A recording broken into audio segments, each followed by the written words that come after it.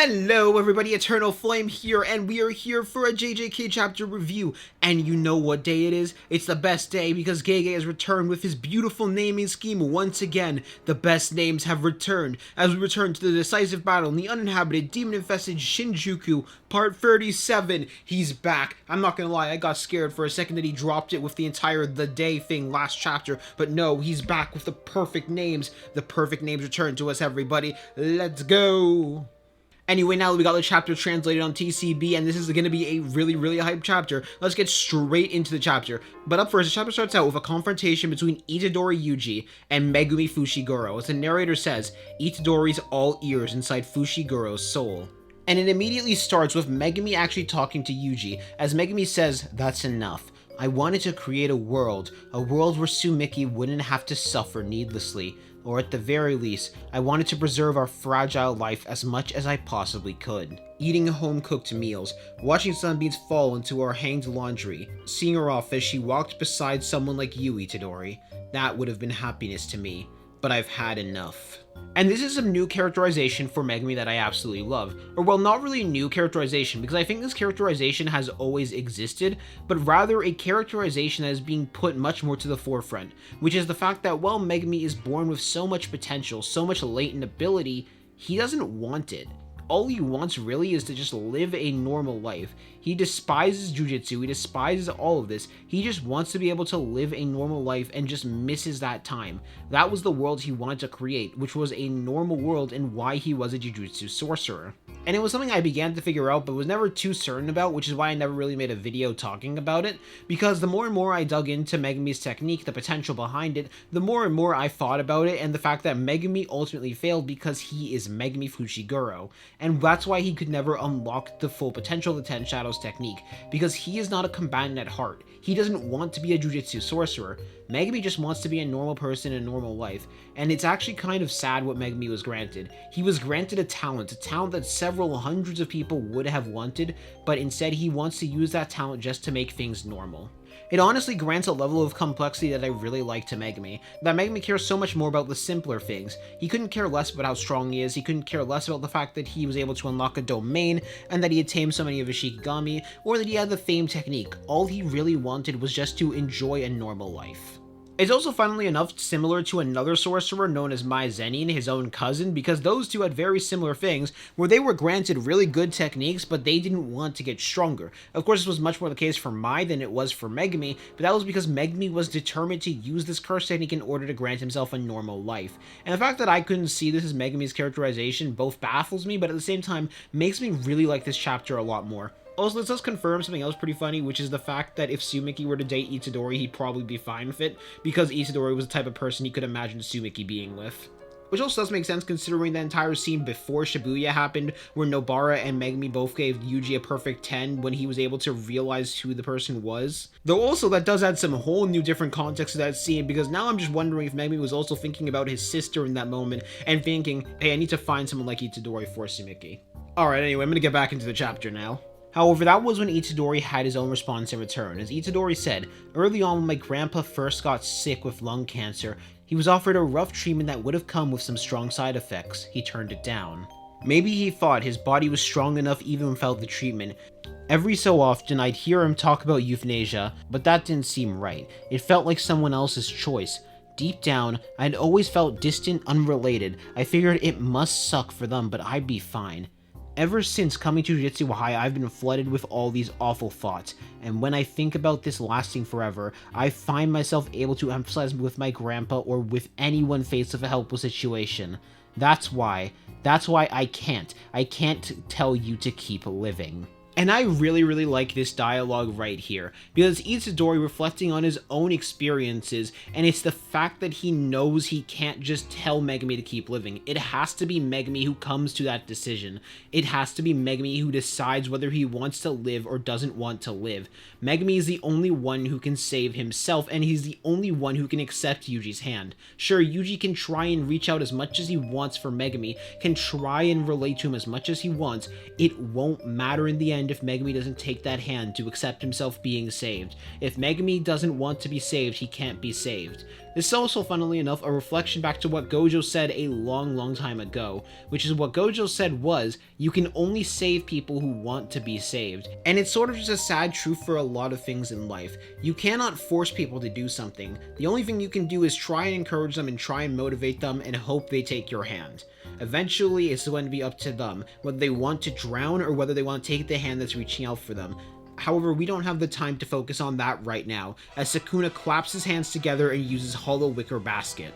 I want an apology from all the people who were saying that this wasn't Yuji's domain, because this very much got confirmed right now to be Yuji's domain. However, I feel we probably should have seen this coming, considering we all knew about the fact that Sukuna had a Hollow Wicker Basket. He showed that off in the Yuta fight. The fact that we didn't see that coming, that he was going to use it here, was kind of a surprise for me and a lot of people. Granted, it's not really the worst way he could have gotten himself out of this, but I do think it makes the most sense. It's also just somewhat anticlimactic, but oh well. Considering this is the climax of the Shinjuku Showdown, though, I think this is going to end pretty soon, especially with what's going to happen with the rest of this chapter. As Sukuna then internally thought to himself, I'd use Gojo Satoru's method to reset a burnt-out technique within a domain, but the risk is too great with the after effects of Unlimited Void. However, before it is then, we very quickly swap over to the narrator. In contrast to a domain where one actualizes a mental image, the output requires for techniques like Hollow Wicker Baskets or Simple Domain is little. It allows a sorcerer to buy time until a sure hit technique imbued within a domain hits them, but eventually without fail they will be overpowered. However, Sukuna is able to supplement that output by maintaining the hand sign even after Hollow Wicker Basket's activation. This allows him to continue fighting without being overpowered within a domain. Now we're going to have to take another pause so I can break this stuff down. We're not going to take too many pauses, I think, but this is going to be a rather important one because there's two things we need to break down.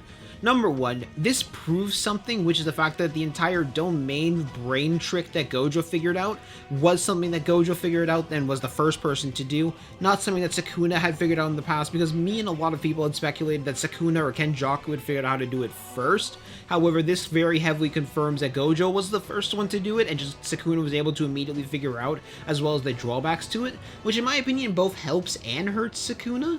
Because it kind of paints Sukuna as no longer as experienced as I thought, but it still paints him as a pretty smart person, and like maybe even smarter, because just upon seeing it once, he's also able to see what goes wrong and what the exact consequences are going to be. So I'm not fully sure how I feel about it, but at the same time, I'm okay with it. It doesn't really change that much. It just makes it so that Gojo is the person who invented it rather than Sukuna. Though this does also debunk one of the theories that I and some other people have had for a while, which is the entire reason why Kenjaku's domain didn't put his technique on cooldown like it did with Yuta Akotsu, was because Kenjaku did the entire brain trick that Gojo did, because if it was a Kenjaku trick, then Sukuna would have mentioned it by now.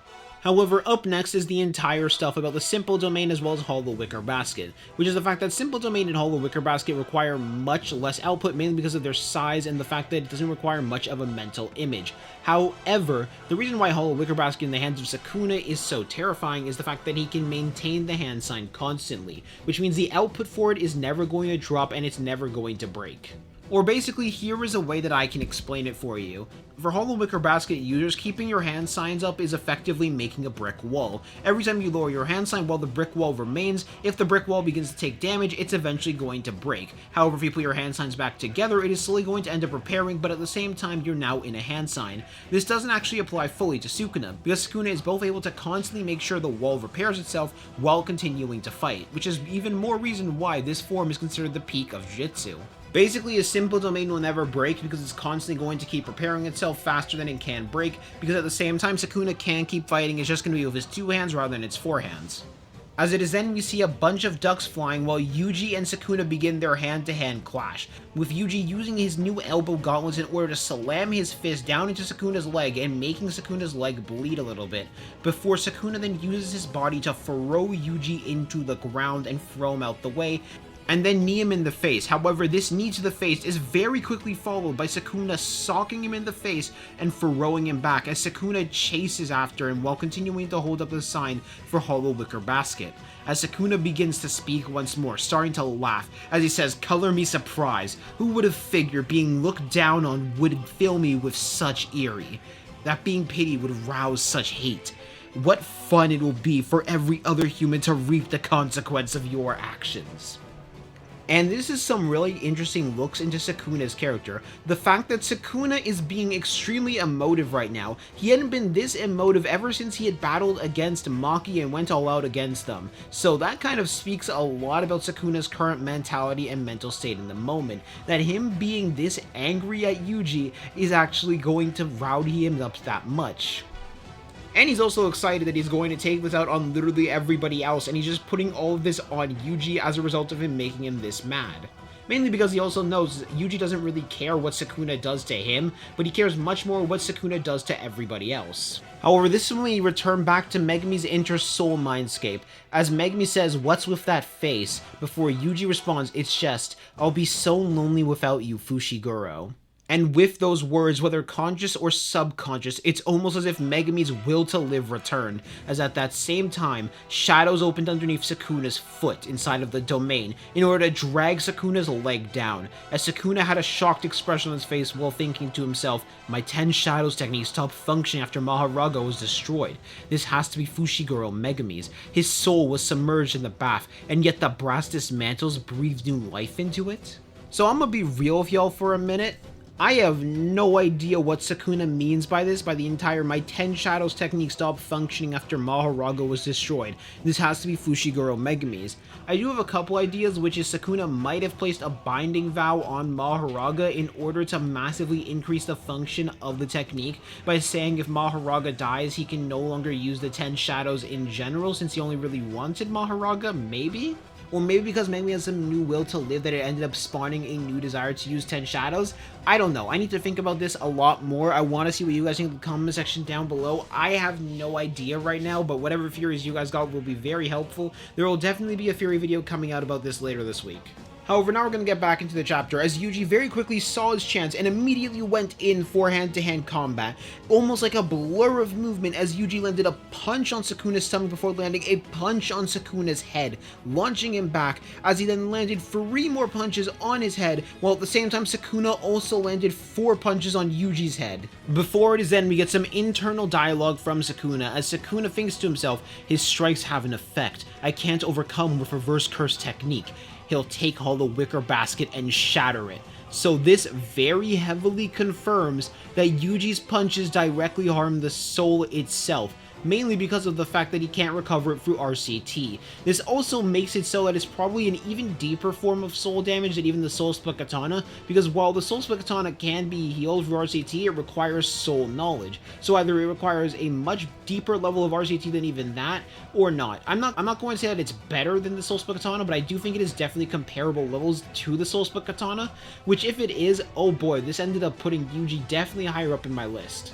But yeah, anyone who was still trying to debate Yuji versus Mahito in 2024 near the end of the year, I think this debate is over. Before it is then, Sukuna landed several slashes on Yuji's arm, as Yuji in that moment realized that Sukuna's technique recovered by Sukuna using Gojo's technique in order to recover his brain RCT.